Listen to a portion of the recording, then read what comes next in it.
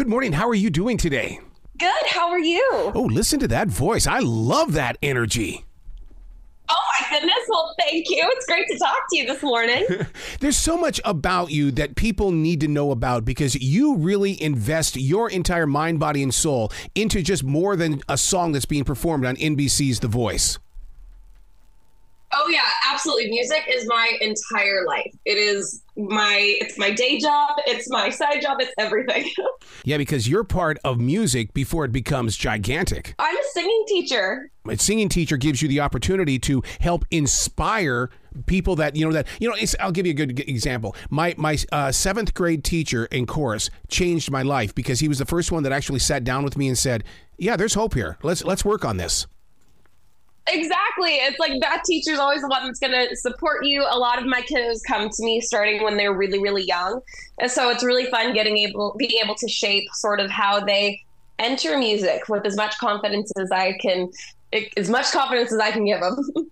How do you teach them that it's not always about your voice, but we need to collaborate with other voices? Because so many people, just like radio, they want to get in to be the superstar, but it's going to take a team to get them there.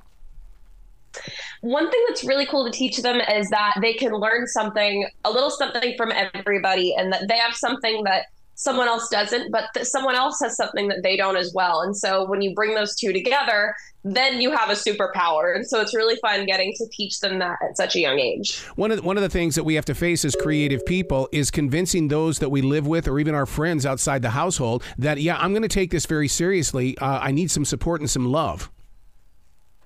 Oh, absolutely. I mean, it's one of those, I feel like movies and TV, whenever someone was like, I'm going to be a rock star, it was always sort of a thing that, everybody laughed at and giggled at. But I know I was really, really lucky growing up. I started taking music more in the professional route when I was about 13. Mm-hmm. And I have the best parents in the world and the best support system. And they were nothing but supportive of it and said, okay, well, if you're going to do this, you're going to do this. You're going to commit to it.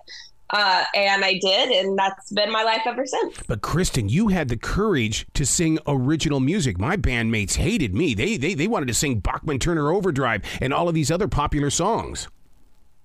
Oh yeah, I mean, I love playing all of my favorite covers at my shows. What kind of a country artist would I be if I didn't throw in a little Friends in Low Places? But it is a lot of fun being able to sing songs that I've written myself and that are really personal to me, and seeing how they resonate with other people. That's the most magical part about it. You're living in cool California. Here in the Carolinas, we have Love Valley and Happiness, North Carolina. I mean, how about that for a name? Cool California. It's pretty awesome. It's really funny because the temperature does in fact drop about 10 degrees from where I used to live in Roseville. But it's literally, I have a cabin in the woods is what it feels like. I'm in a little tree house. See, now we're talking my language because my studio is right here in this forest that we planted 1,700 trees in 1997. I love living in my forest. Wow, that is amazing. I mean, it's just so relaxing. And, coming from more of a small city town, then going into the woods where there's deer, there's bears and foxes, and I definitely feel like I'm some sort of Disney princess out here, but it's a lot of fun. Do you find that they communicate with you? Because I can go out there, just the other day, I got within about maybe 4 or 5 feet from a 6-point buck, and we just stood there looking at each other, and there's such a relationship with nature when you provide the land for them to be safe.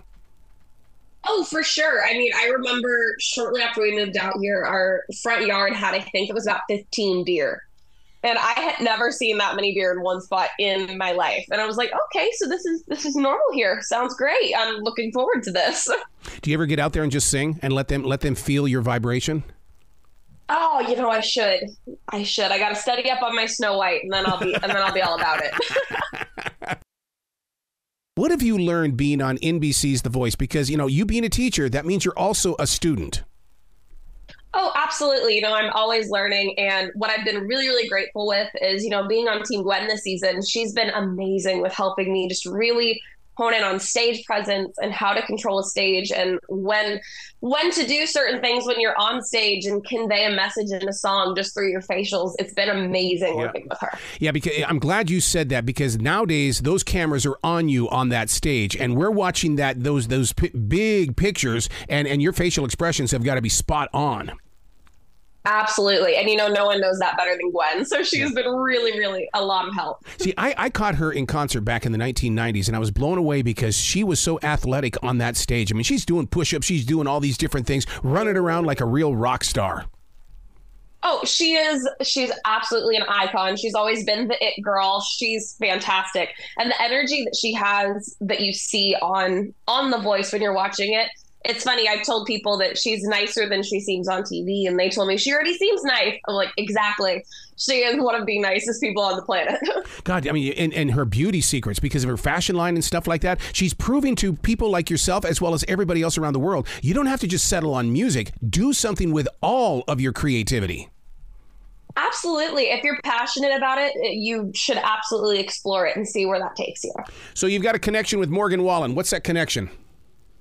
Oh my gosh. So I used to be in a girl group back in the day, and we had the opportunity to open for Morgan Wallen. Oh my God. Right when Up Down was getting released. So it was fresh in his career. He was super, super sweet guy.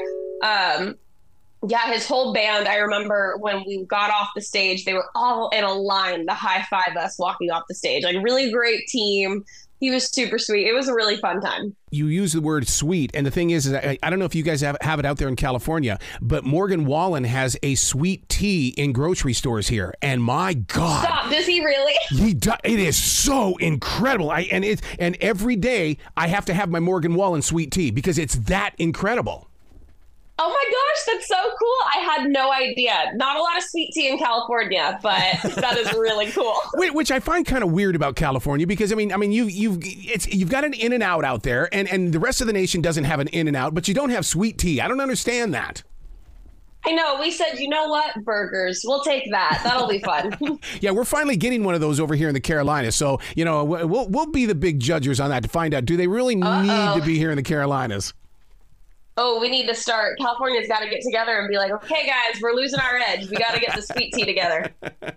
As a musician, do you feel fully connected to those that are receiving your music? And how do you get there to make sure that there's a continuation? I mean, that's truly my favorite part about music, is the fact that I can write something so personal to me and something that I feel like I may be the only one in the world who identifies with it. And then I play it at a show, and I have a mailer of people come up to me and they go, this was my life 2 years ago. This is my life now. And it's able to be a voice for them when they couldn't figure out what to say. And whenever that happens, it just inspires me to keep writing. And I know that my experience isn't mine alone, and that it's something that we all share together. And so that's what motivates me to keep going. To get the courage to do that, because I'm a daily writer, and I started in 1994, but it took until 2015 to be able to go on to my podcast with things that I put inside my journals. How did you gain that confidence? It's so funny. I feel like I started singing original music so young that I hadn't had the opportunity to overthink it. I hadn't had the chance to be like, this could be weird. Like, I had those terrible, terrible songs that I wrote when I was a preteen, about falling in love when you think you're falling in love, but you're totally not falling in love. So I had all those songs. And so I was constantly writing growing up. And then, I would show them to the people who I trusted most in the world. And then when they would tell me that, they're like, okay, this is genuinely something that's good. You should play this in front of people that don't know you. Then that gave me a little bit more confidence to start showing them as I got older. Where can people go to find out more about you and give you a lot of love? Oh, I would love to receive all the love online. You can find me at Kristen Brown Music on Instagram, on YouTube, Spotify, all the things. A TikTok. It's all Kristen Brown Music. So it's Kristen and then Brown Music. I kept it really easy for the last half. Yeah. Oh, you have to. In this day and age, if it's not simple, we're not going to remember it. You're right. Please come back to this show anytime in the future. The door is always going to be open for you, Kristen. Oh, thank you so much. It was so nice talking with you. You be brilliant, okay? Oh, you as well.